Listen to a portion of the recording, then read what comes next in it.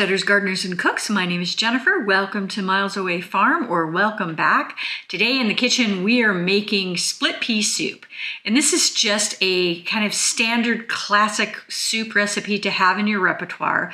And if you've ever had bad split pea soup, you know how really bad it can be. It can be wallpaper paste consistency and practically no flavor. And I'm here to tell you the trick to making really good split pea soup is one, you want to really saute your aromatics down and get some nice caramelization on them and just give them enough time to really develop a nice sweet caramel flavor. And then secondly, using a ham bone. So the type of stock that you use in this soup is going to be critical. If you're a vegetarian, I'm sure you could do a vegetarian split pea soup and use a really, really flavorful vegetarian broth, but you're gonna need some kind of really good broth or it's just not gonna have a lot of flavor, because it turns out split peas don't really have a ton of flavor.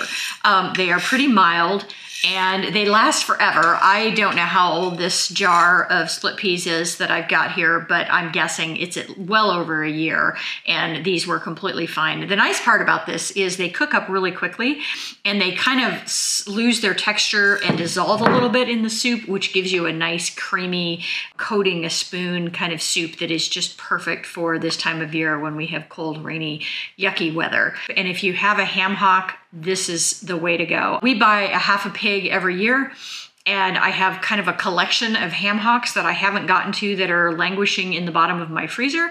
And so I've been really making an attempt this winter to get through some of them. I've made a black bean soup. I have a recipe for that on my channel. I have made a Senate bean soup. There's a recipe for that on my channel, as well as how to actually can that if you're interested in canning that to make it shelf stable. And now a split pea soup. All really good uses of a lovely smoked ham hock. And ham hocks are relatively inexpensive, and so it's something that you can pick up at the grocery store and use your meat as a seasoning rather than the center of the plate, and make your budget go a long way. I have once again in this video somehow failed to actually post the part where I was serving this up. So forgive me for that. You're just going to have to use your imagination. This is delicious served on its own. It's delicious served with a nice crusty loaf of bread or a little bit of cornbread perhaps. But split pea soup, let's get started.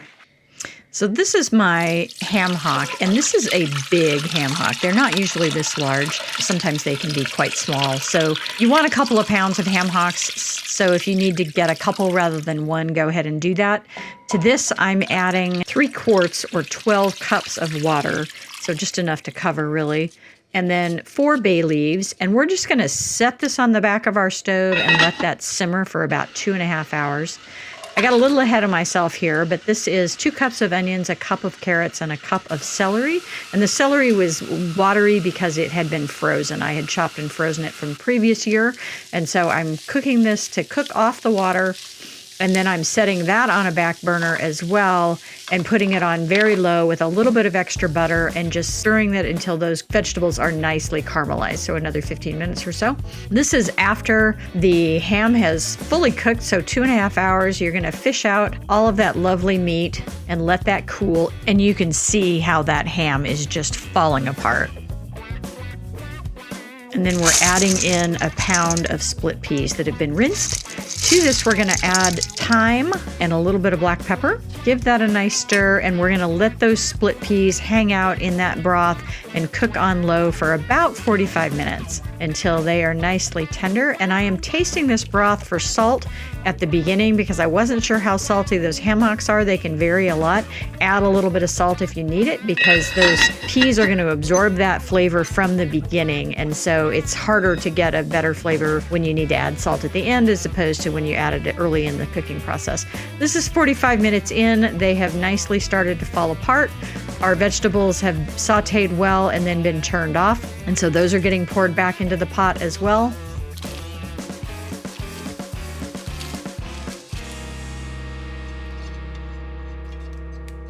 I'm adding 3 small diced potatoes, so about a cup, give or take, and fairly small dice there because I want them to be something that's going to fit on a spoon when you're eating it as a soup.